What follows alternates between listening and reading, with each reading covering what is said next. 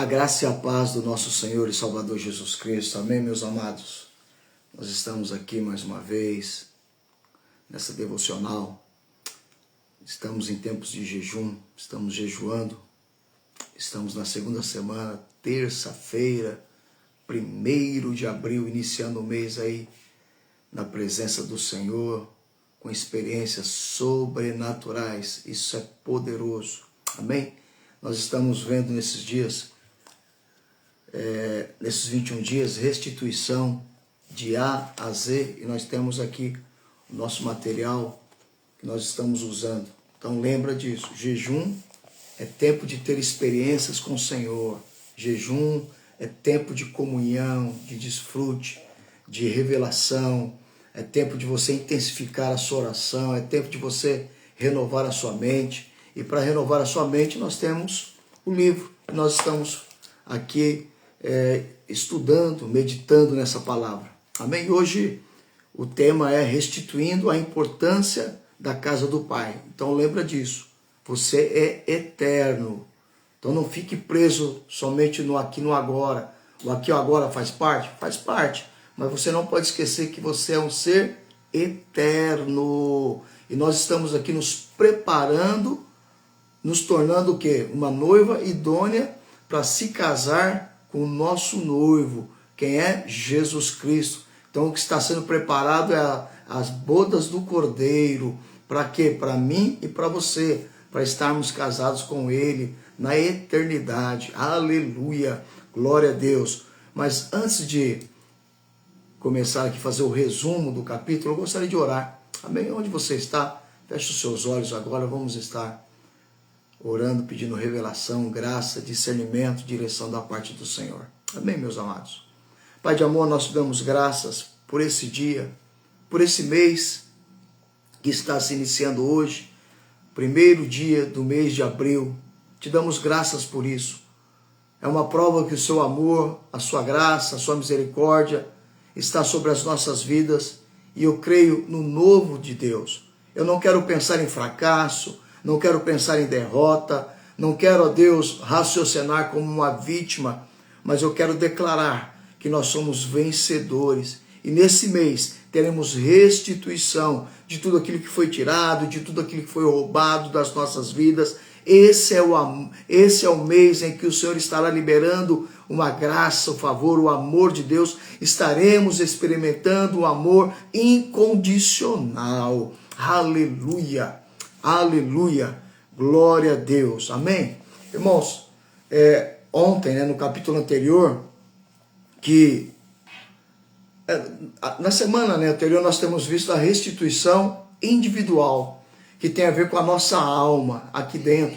Deus está restituindo, restaurando aquilo que foi roubado de nós aqui na nossa alma, desde o jardim do Éden, quando Adão e Eva pecou, quando eles comeram da árvore do conhecimento do bem e do mal. Então isso está sendo restaurado nas nossas vidas.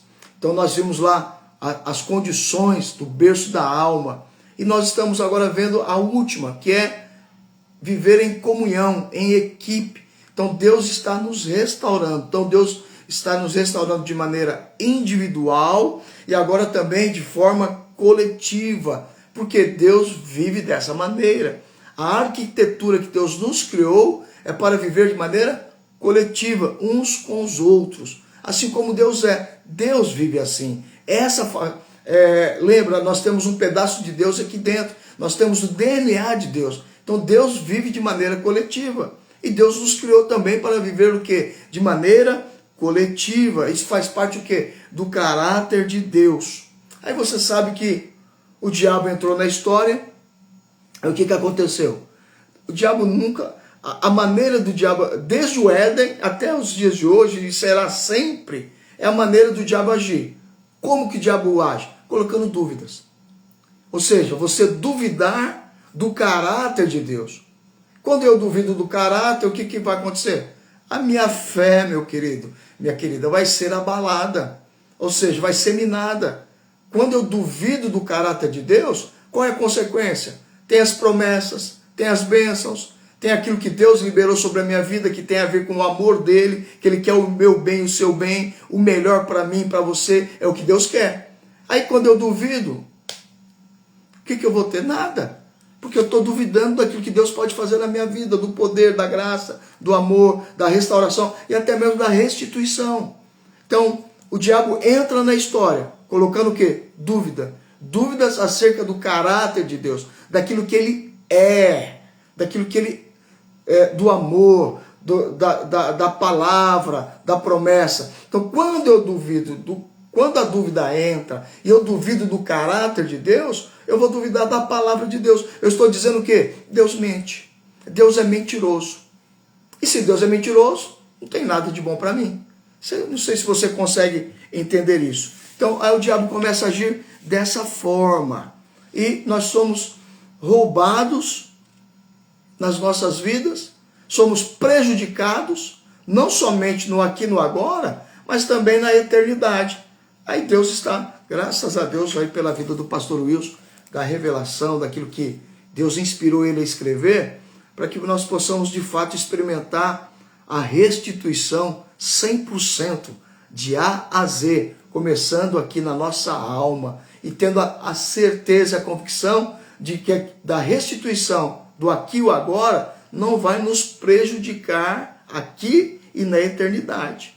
Amém? E o processo de restituição, nós temos aqui o texto, eu queria ler com você, Lucas capítulo 15, do versículo 11 ao 24, que é um texto muito conhecido, que é conhecido como o texto do filho pródigo, né? Mas na realidade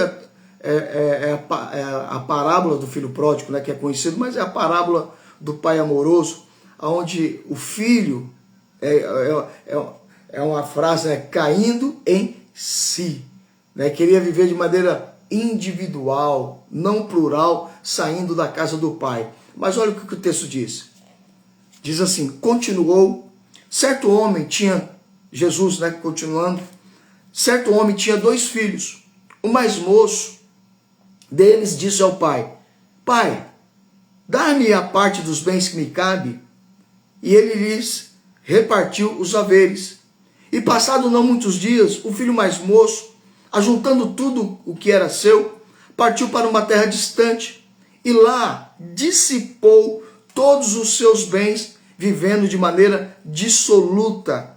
E depois de ter consumido tudo, sobreveio àquele país uma grande fome, e ele começou a passar necessidades.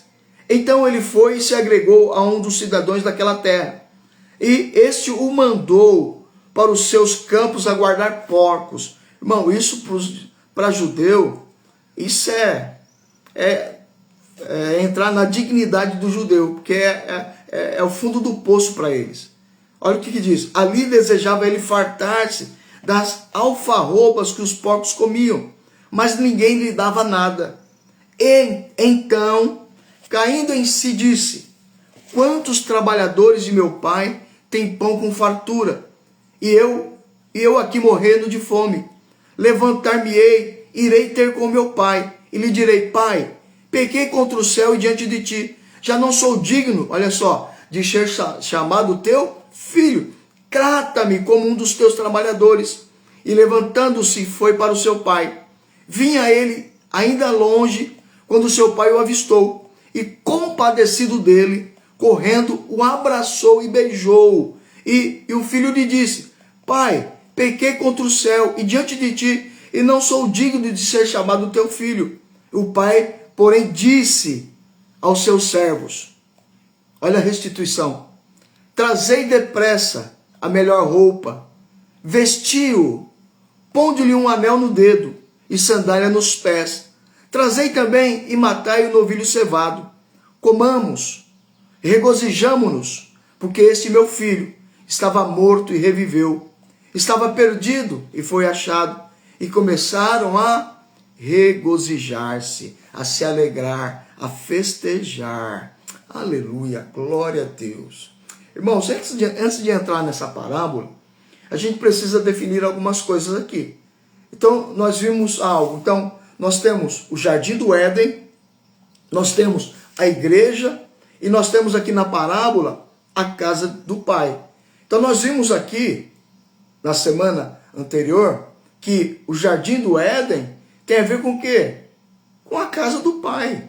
Que o Jardim do Éden tem a ver com a igreja do Deus vivo, onde você tem comunhão, onde você tem conexão com o corpo de Cristo. Então, Jardim do Éden, casa do Pai e a igreja, meu querido, é a mesma coisa. Então, Jardim do Éden e casa do Pai tem a ver com a igreja do Deus vivo aqui na terra. A única coisa de Deus, a única parte de Deus aqui na terra, aqui nesse mundo, tem o nome igreja. Tem o nome, a noiva de Cristo.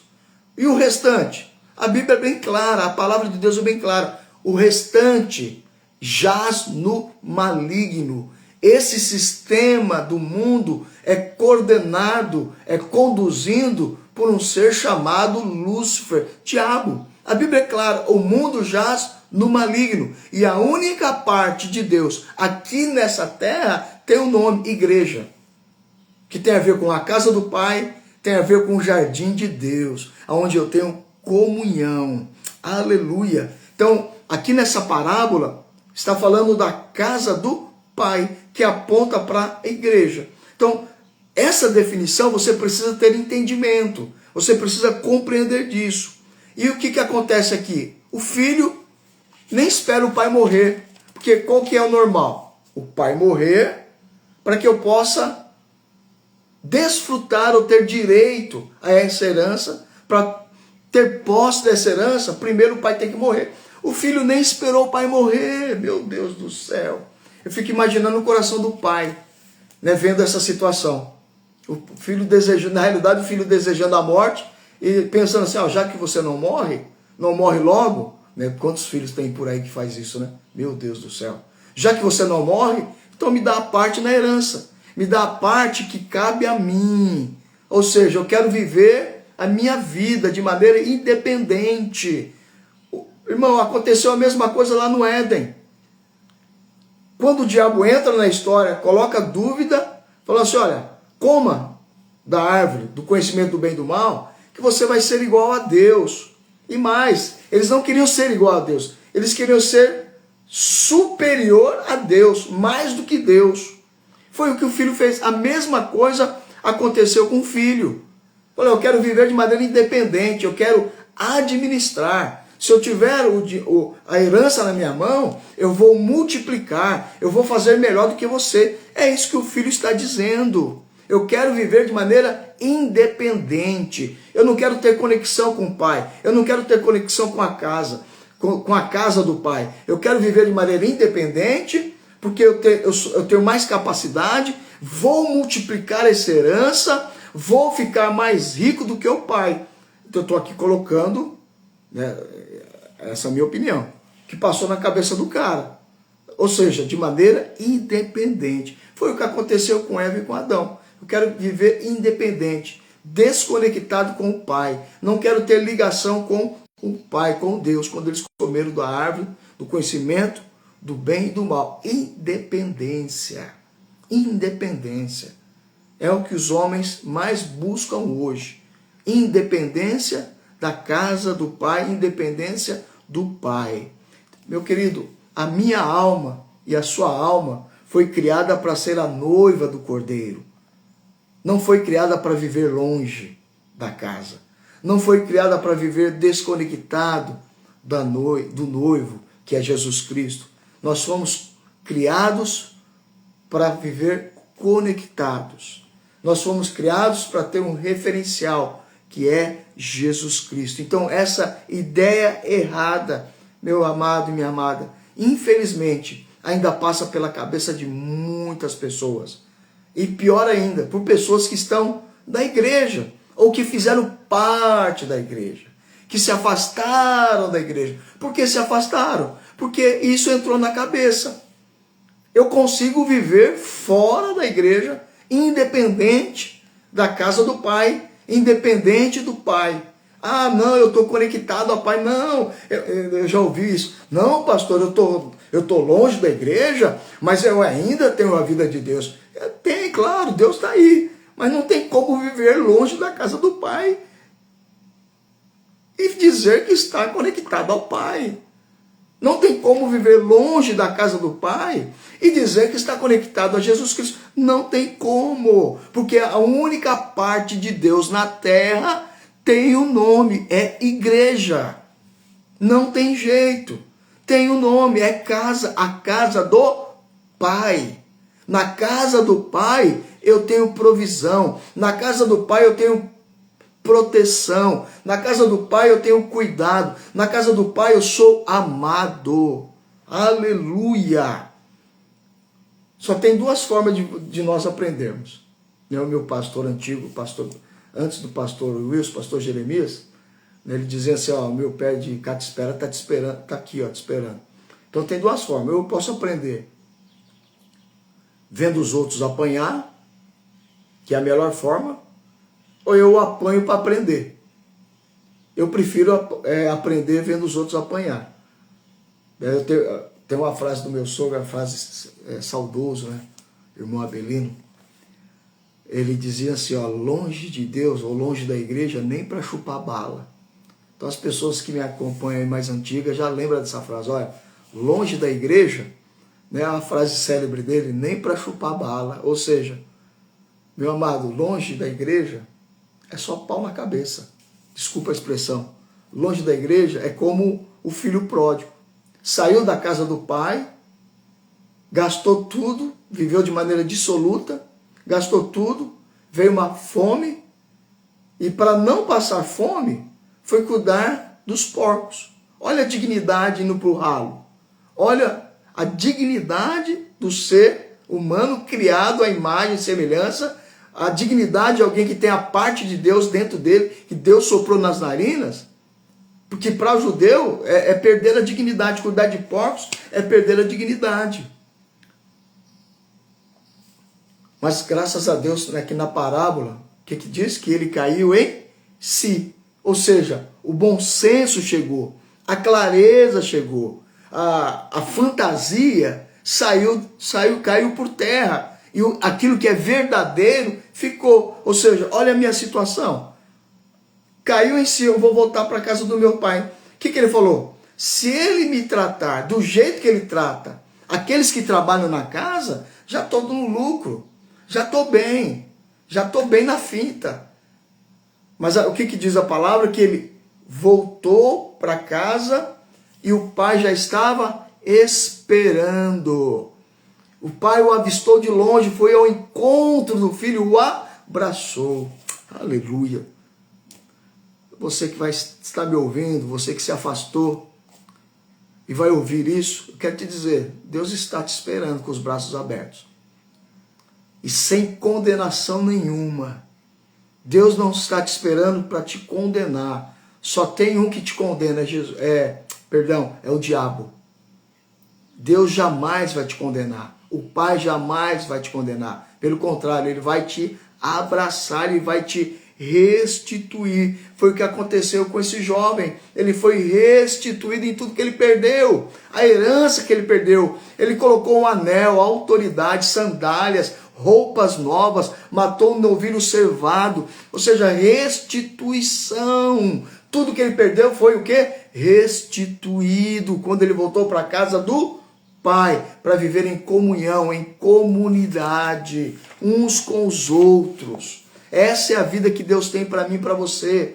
Pastor, e se eu não tiver isso, eu vou ser prejudicado, eternidade afora, eu não vou restituído nessa parte que faz parte do berço da alma, da vida em comunidade, em comunhão.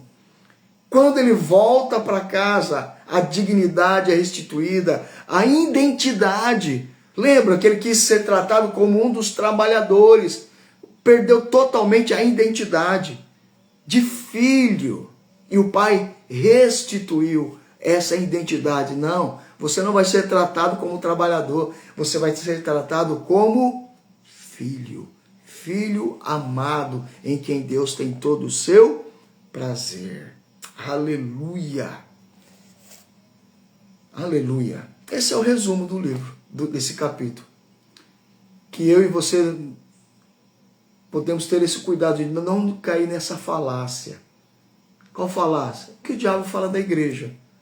mente sobre a igreja. É o que o mundo fala. Denigre a imagem da igreja, que eu e você possamos ter temor e tremor quando abrimos a boca para falar da igreja. A igreja é a noiva de Cristo. E essa noiva está sendo preparada para estar se casando com o noivo. Aleluia. Aleluia. Meu querido, eu ansio essa bodas do Cordeiro, de ver essa mesa, ver essa cerimônia que está sendo preparada para mim e para você. Não se desconecte do corpo. Esteja conectado. E você que está me ouvindo, se você se afastou, é tempo de voltar. Esse é o tempo de voltar. Por mais que você tenha se decepcionado, por mais que você tenha dado ouvido a essas falácias que vêm diretamente do inferno, que você possa cair em si, ter o bom senso de que aquilo que você está vivendo hoje é uma fantasia, não é a realidade, e está te levando para o fundo do poço. Que você possa de fato voltar, se conectar com o corpo, porque o Pai está te esperando com os braços abertos. Aleluia! Hoje, aqui Deus me deu uma palavra, hoje é 1º de abril, Deus me deu uma palavra para esse mês. Eu vou colocar nos grupos aqui do WhatsApp, que eu faço parte da igreja, né, que você possa compartilhar, né, se você é aqui da Igreja Videira. Foi uma palavra, eu vou te dar uma palhinha dela. Olha o que diz, eu escrevi aqui: sou ungido pelo Espírito Santo para ser excelente em tudo que eu faço. Eu não posso pensar em fracasso, não posso pensar em medo, não posso raciocinar como uma vítima, não posso pensar em derrota, porque a minha mente foi inundada e renovada pelo amor de Deus em Cristo Jesus, o Pai. Eu sou ousado, forte e muito corajoso, pois o Senhor opera em mim e através de mim. Assim vai ser o seu dia, assim vai ser o seu mês. Aleluia. Vamos orar, encerrando esse momento. Pai de amor, eu te dou graças. Eu quero declarar sobre a vida de cada irmão, de cada irmã, que nós não pensamos em fracasso, nós não pensamos em derrota, nós não pensamos ou raciocinamos como uma vítima, porque nós não somos vítimas. Nós somos filhos do Deus vivo e nós fazemos parte da casa do Pai. Estamos conectados uns aos outros, a igreja do Deus vivo, a noiva de Cristo. Pai, renova as nossas mentes. Eu declaro um dia poderoso, um dia de vitória. Eu declaro que em tudo que você colocar nas suas mãos vai prosperar e vai dar certo. Aonde você colocar a planta dos seus pés, o Senhor dará por herança. E a autoridade, o poder, o amor se manifestará através da sua vida. Aleluia. Amém e amém. Aleluia. Que Deus te abençoe. Um ótimo e um excelente e poderoso dia na presença de Deus. Aleluia. Glória a Deus. Fica na paz.